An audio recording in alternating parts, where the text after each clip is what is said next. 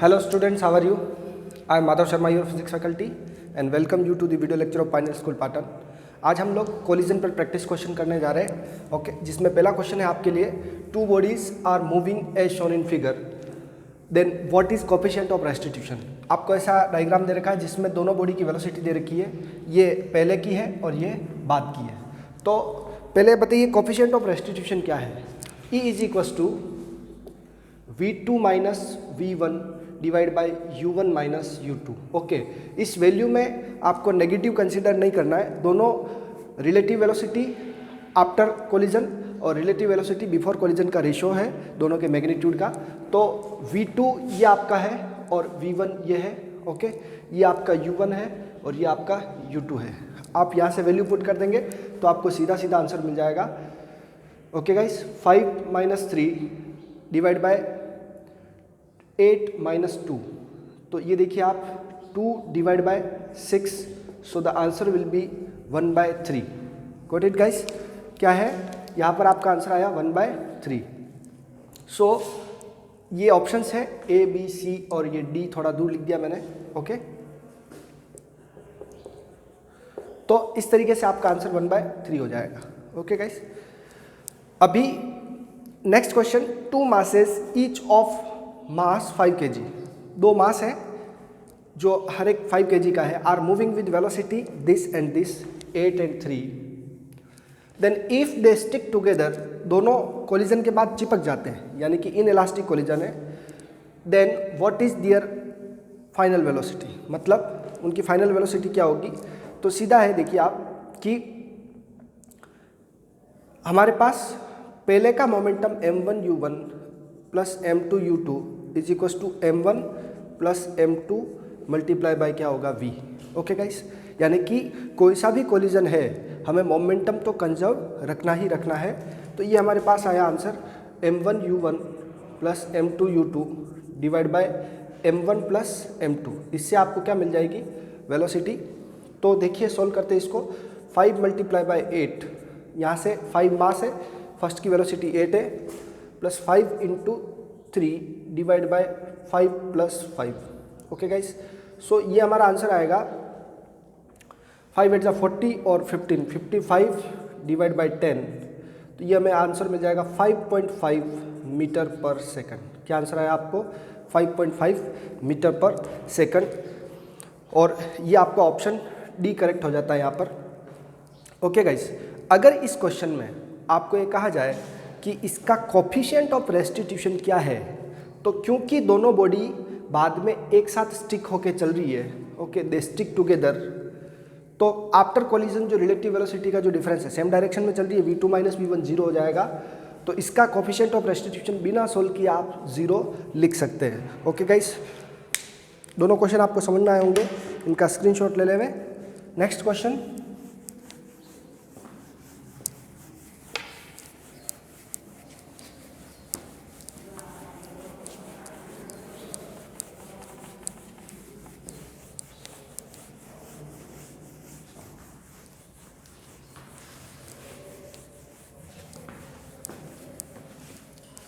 जैसा आपको ये फर्स्ट क्वेश्चन दिया उसी की पैटर्न पर दूसरा एक क्वेश्चन ले रहा हूँ मैं कि find the coefficient of restitution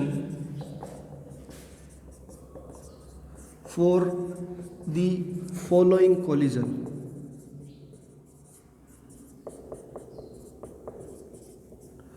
जो ये कोलिजन हो रहा है डायग्राम के अकॉर्डिंग, ये बॉल A है वो इस तरफ जा रही है और बॉल B है वो इस तरफ आ रही है ओके गाइस, समझ रहे आप लोग।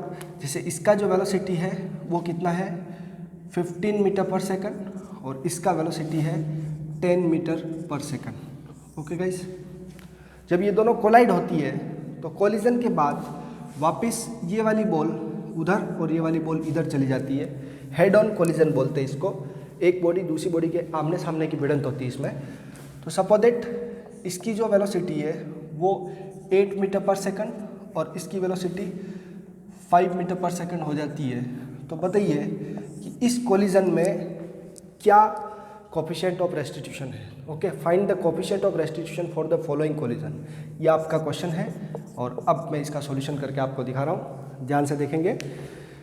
तो सबसे पहले इस वेलोसिटी को अगर अपन u1 लेते हैं तो हियर u1 कितना आपका प्लस का 15 मीटर पर सेकंड और u2 आपका कितना है माइनस का 10 मीटर पर सेकंड। डायरेक्शन के अकॉर्डिंग चूज़ किया है मैंने, नेगेटिव डायरेक्शन है। और ये हमारा जो v1 है वो v1 क्या है माइनस का 8 मीटर पर सेकंड और v2 कितना आपका प्लस का 5 मीटर पर second. Okay guys, negative direction जो नेगेटिव डायरेक्शन में है उसके लिए लिया है। Now e is equals to क्या है v2 minus v1 divide by u1 minus u2। Put करें वैल्यूज़, आपको सीधा सीधा आंसर मिल जाएगा। v2 means 5 minus 8 divide by u1 15 minus 10। Okay guys, so here you will have the answer 5 plus 8 13 divided by 25। Okay, this is the answer for coefficient of restitution. Decimal में निकाल सकते हैं इसको आप। समझ में आया आप लोगों को कि जब भी दो बॉडी, अब हो सकता है डायग्राम आपको कभी गिवन ना हो तो आप हेड ऑन कोलिजन में एक की वेलोसिटी पॉजिटिव तो दूसरी की वेलोसिटी नेगेटिव कंसीडर करेंगे। ओके गाइस, क्वेश्चन समझ में आया होगा आप लोगों को, स्क्रीनशॉट ले लें इसका। नेक्स्ट क्वेश्चन लेते हैं जिसमें मैंने आपको कल के लेक्चर में कोफिशिएंट ऑफ रेस्टिट्यूशन से रिलेटेड कुछ 4 फीचर्स लिखाए थे और वो आपको ध्यान रखने, उस पर अपन बात करते हैं।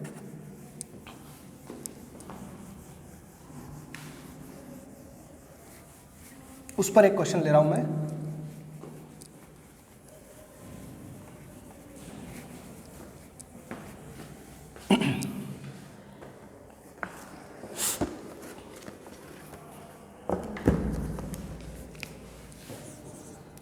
If a ball strikes the earth's surface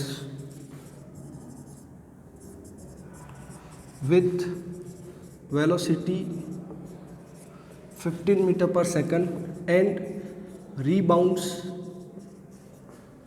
with velocity 12 meter per second, then what is coefficient of restitution? Okay guys,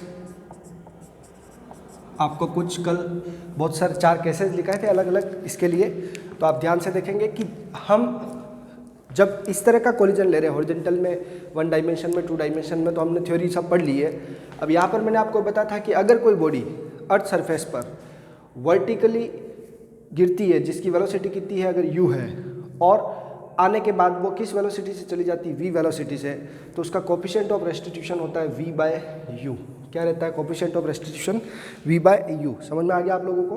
तो यहाँ पर देखिए किस वेलोसिटी से स्ट्राइक कर रही है, 15 से, तो u हमारा क्या है 15 मीटर पर second. Okay guys, now v हमारा कितना है 12 मीटर पर सेकंड। बस दोनों की सिंपली वैल्यू पुट करनी है। ओके, और ये हमारा हो जाएगा E is equals to 12 by 15। Okay, cancel out करेंगे तो ये हो गया आपका 4 by 5। Okay, E is equals to 0.8 answer आ रहा है। ओके गाइस, अगर यही क्वेश्चन आपको हाइट में होता है कि पहले वो किस हाइट से गिरती है, h हाइट से, किस हाइट से गिर रही है, सपोज दैट u वेलोसिटी से वो गिर रही है, वो किस हाइट से, h हाइट से, और v वेलोसिटी से रिबाउंड हो रही है, वो किस हाइट पे जा रही है, h1 हाइट पे। किस पे जा रही है, h1 हाइट पे। तो हम क्या फॉर्मूला चूज करते, बताया था आपको कि √2gh1 divide by 2gh, so h1 by h, ये हमारा आंसर रह जाता है ई का। ये फॉर्मूला भी आपको ध्यान रखना है, और जो फैक्ट्स कल लिखवाए थे उनको पूरा अच्छे से मेमोराइज कर ले आप लोग। नेक्स्ट क्वेश्चन लेता हूँ मैं आपके लिए, जो A particle strikes a horizontal frictionless floor with a speed u at angle theta with the vertical and rebounds with the speed of v at angle phi with vertical. The coefficient of restitution between the particle and the floor is e. Then the magnitude of final velocity will be. Okay, क्या velocity का magnitude रहेगा? Okay, question बहुत अच्छा है, मैं उसको note down कर लेता हूँ पहले।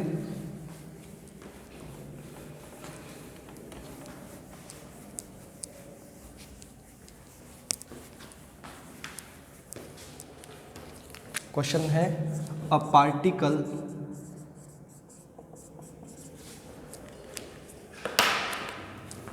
strikes on the ground with velocity u at theta angle with vertical. Okay, ठीक है. Strikes on the frictionless ground,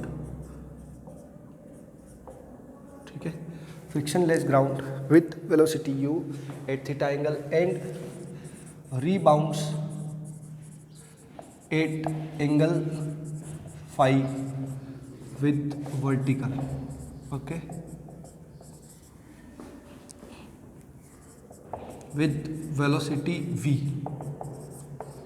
as shown in figure. जैसा आपको डायग्राम में दिखा रखा है.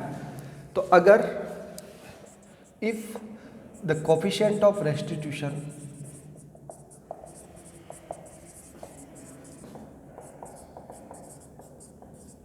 is E between ground and body, then what is velocity v? Okay, क्या velocity v होगी? ऑप्शंस लिखता हूं मैं इसके.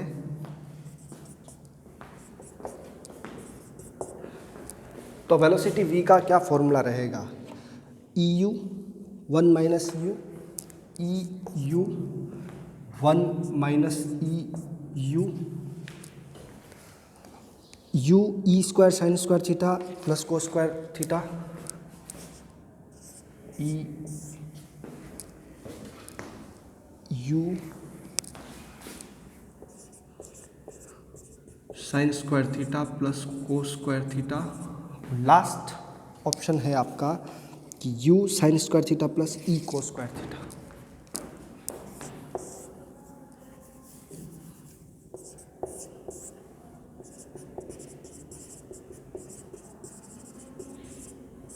Okay guys, this is the question. और अब आपको डायग्राम भी दिखा देता हूँ मैं इसमें कि डायग्राम क्या दे रखा है. ये तो है ग्राउंड, इस पर u वेलोसिटी से कोई बॉडी स्ट्राइक हो रही है वर्टिकल के साथ थीटा एंगल पर, और वो v वेलोसिटी से रिबाउंड हो रही है फाई एंगल पर.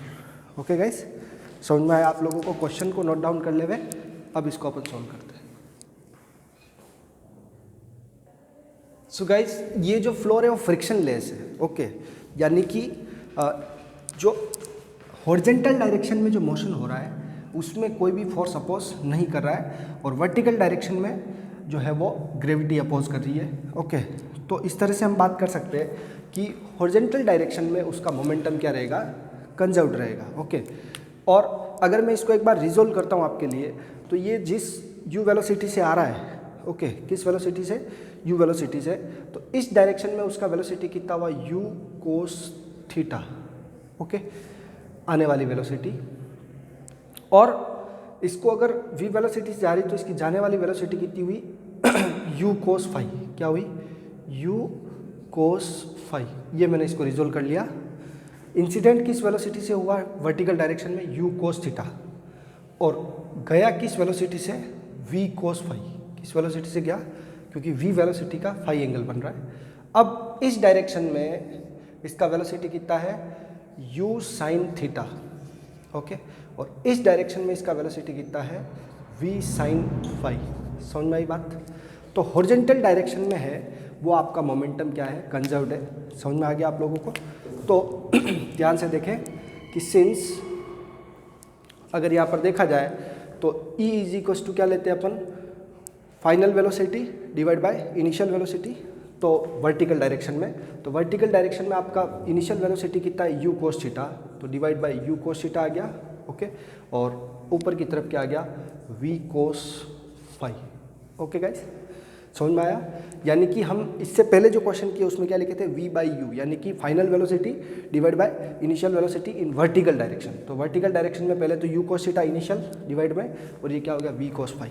ओके, सो यहाँ से हमारे पास आया e u cos theta is equal to v cos phi. इसको हम इक्वेशन 1 ले लेते हैं। ओके गाइस, समझ रहे हैं? पहली चीज हो गई। Now bye the conservation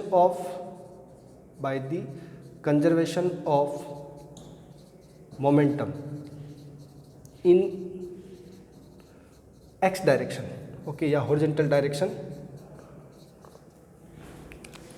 horizontal direction में अगर मोमेंटम कंजर्व्ड है तो क्योंकि यहाँ दो ही चीज़ें हैं कि ये और ये, तो आपस में क्या होना चाहिए? इक्वल। तो आप ये कह सकते हैं कि m u sine theta should be equal to m v sine phi.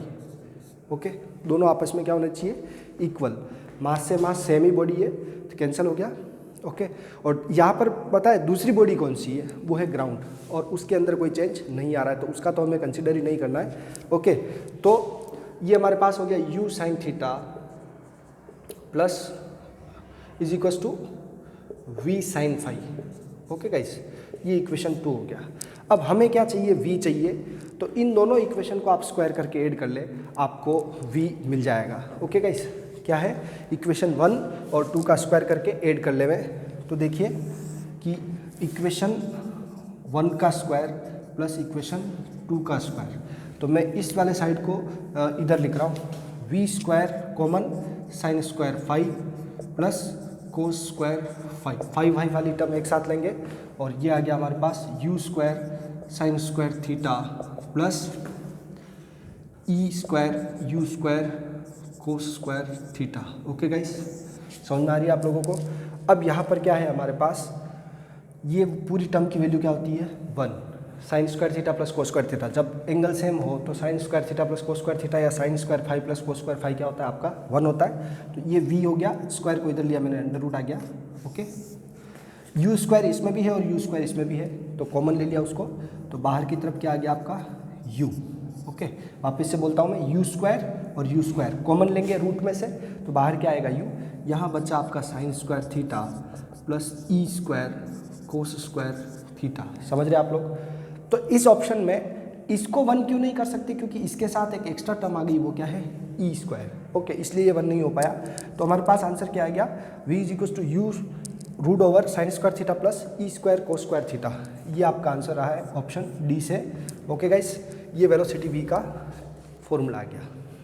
Screenshot लेवे इसका, और ध्यान रखें कि अगर किसी बॉडी को ग्राउंड पे स्ट्राइक कर रहे हैं तो final vertical velocity divide by initial vertical direction में वेलोसिटी का रेशियो वो आपको कोफिशिएंट ऑफ रेस्टिट्यूशन देता है। ओके गाइस, सिमिलर ऐसा ही एक क्वेश्चन और ले रहा हूँ मैं आपके लिए।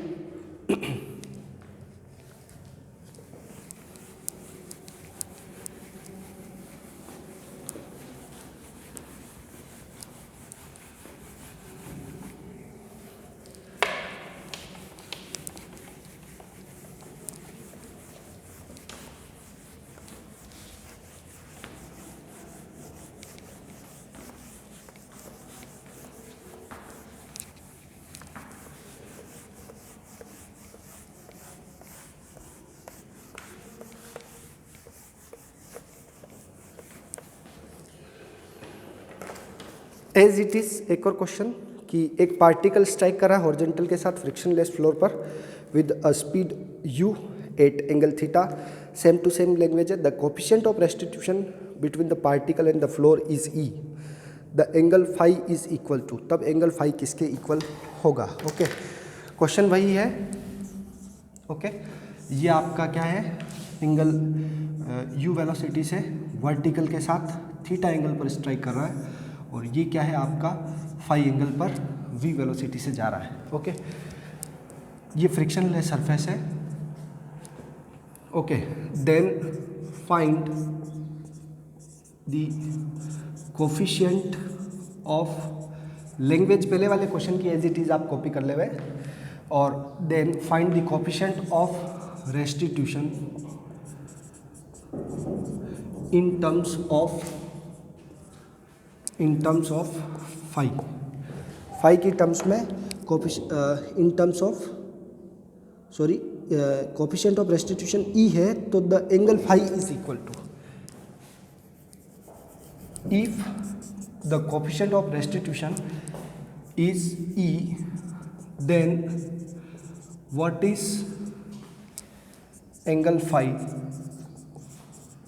इन टर्म्स ऑफ थीटा, थीटा की टर्म्स में एंगल फाई क्या होगा। ऑप्शंस है आपके ए, बी, सी और डी।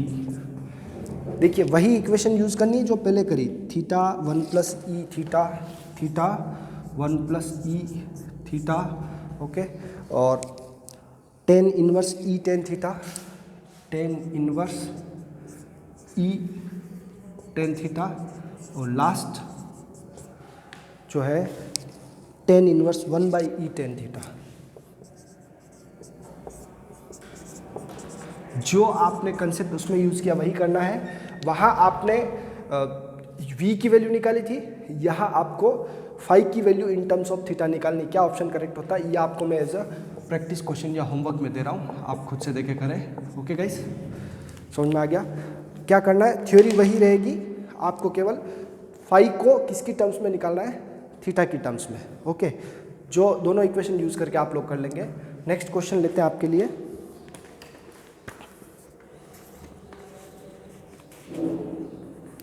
दो बॉडी के बीच, a bullet of mass m strikes with the block of mass m dash, the transfer of energy is maximum।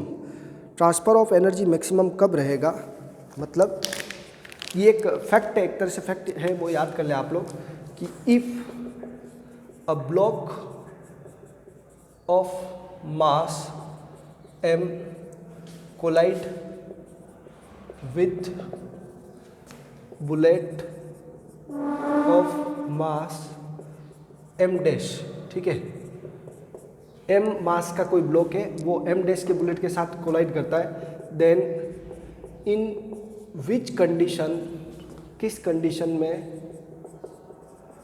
The maximum energy is transferred,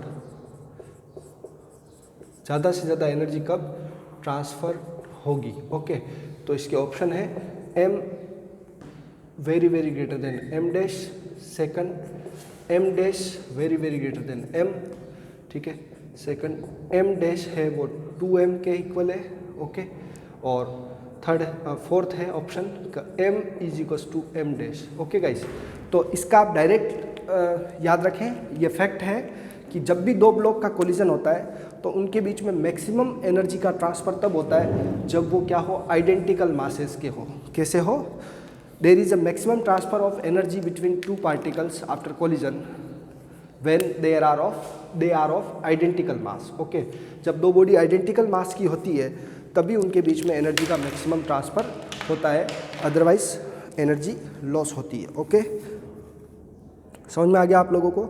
so here the option D is the correct for you. Next question लेता हूँ आपके लिए।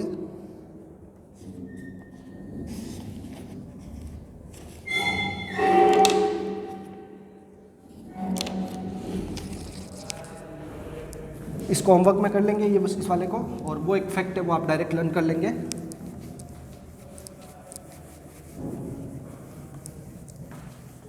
दो body का मास जब equal होता है और वो कोलाइड होती है तभी उनके बीच में एनर्जी का मैक्सिमम ट्रांसफ़र होता है। ओके, क्योंकि उस केस में उनकी वेलोसिटी एक्सचेंज होने के पूरे चांसेस रहते हैं।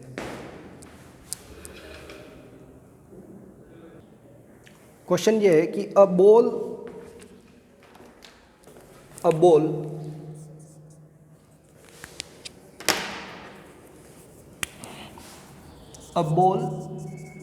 Moving with velocity 4 meter per second collides with another stationary ball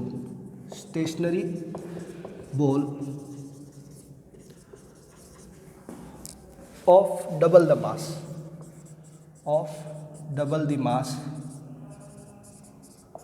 okay. A ball moving with velocity 4 meter per second collides with another stationary ball of double the mass. Then what is velocity after collision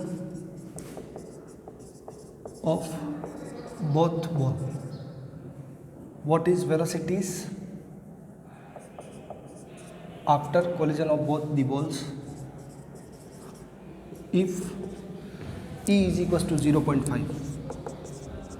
okay, ये आपका question है, मैं इसको solve करता हूँ। आप देखें कि यहाँ पर कोफिशिएंट ऑफ रेस्टिट्यूशन कितना है, 0.5 है, यानी कि केवल मोमेंटम कंजर्व्ड है, काइनेटिक एनर्जी कंजर्व्ड नहीं है, क्योंकि ये कौन सा कोलिजन है, इन इलास्टिक कोलिजन है। ओके गाइस, सो क्वेश्चन ऐसा है कि ये बॉडी जो है वो 4 मीटर पर सेकंड की वेलोसिटी से दूसरी बॉडी जिसका वेलोसिटी कितना है, 0 है, दूसरी बॉडी किस पे है, रेस्ट पे है, तो उससे कोलाइड करिए। इसका मास अगर m है तो इसका मास कितना है, 2m है। ओके, इसका मास कितना है, 2m।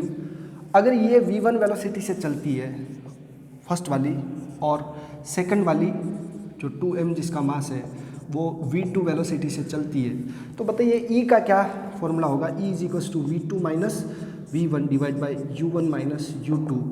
So you can say like this कि e क्या है आपका 0.5। ओके, v2 माइनस v1 जो भी होना चाहिए वो मैंने लिख लिया, लेकिन u1 कितना है आपका 4। ओके, तो ये 4 माइनस 0, इसको इधर भेजेंगे तो ये हो गया आपका 1/2 मल्टीप्लाई बाय 4। 0.5 को क्या लिखते हैं, 1/2। ओके, v2 माइनस v1, ये आ गया 2, which implies you can say कि v2 is equals to v1 plus 2। Okay, ये क्या है, फर्स्ट वेलोसिटी और सेकेंड वेलोसिटी में रिलेशन है। अब हम बात करते हैं कि कंजर्वेशन ऑफ मोमेंटम से हमारे पास क्या क्वांटिटीज रहेगी। तो कंजर्वेशन ऑफ मोमेंटम क्या है, m1 u1 plus m2 u2 is equals to m1 v1 plus m2 v2। Okay, by the conservation of momentum. Okay,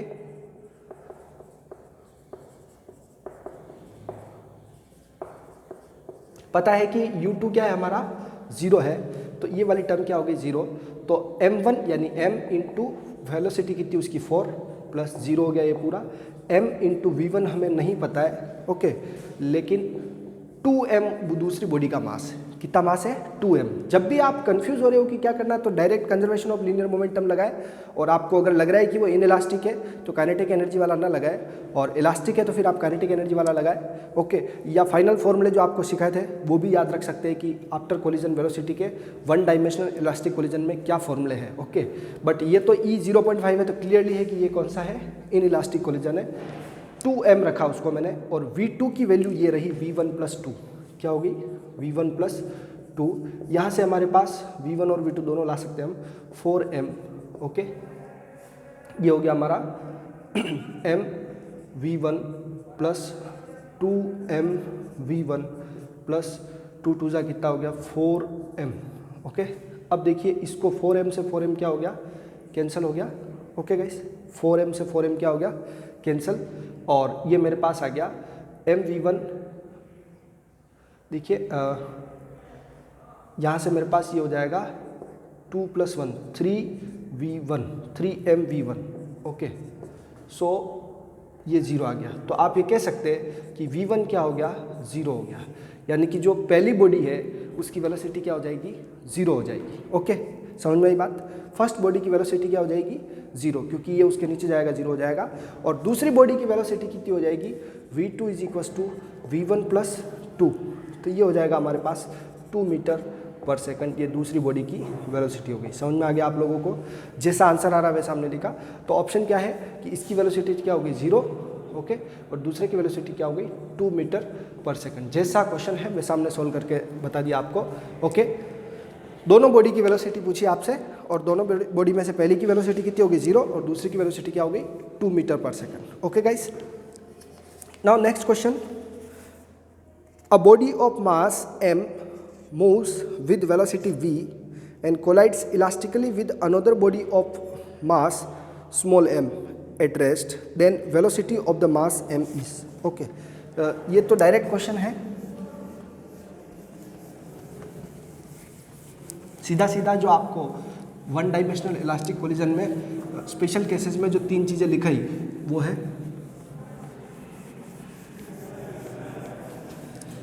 question को समझे कि if m is very very greater than small m।